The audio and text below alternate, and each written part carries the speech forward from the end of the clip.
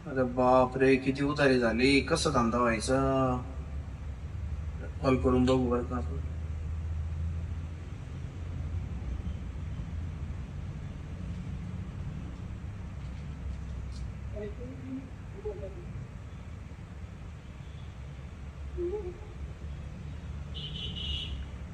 बघितलं ना मित्रांनो, कसं असतं.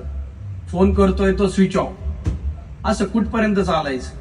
आणि अशा छोट्या दुकानदारांकडून उधार घेऊन जायचं. चला ठीक आहे, तुमच्याकडे पैसे नसतील म्हणून एक छोटा दुकानदार तुमची गरज ओळखून तुम्हाला मदत करतो, पण या मदतीची जे परतफेड जर अशी होत असेल तर छोटे दुकानदार राहतील का मित्रांनो? तुम्ही विचार करा.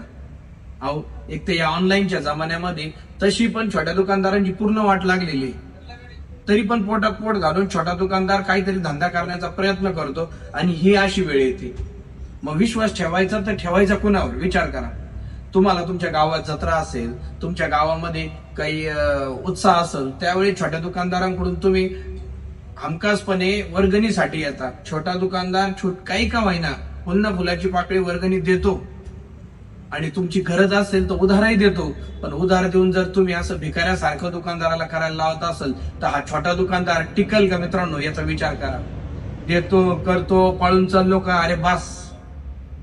विनंती मित्रांनो, तुम्ही ज्याच्याकडून उधारी घेतली असेल ना, किंवा वस्तू घेतली असेल उधारी, त्यांना कृपया ते पैसे नेऊन द्या. कारण छोटा दुकानदार खूप मोठे स्वप्न बघत नाही हो.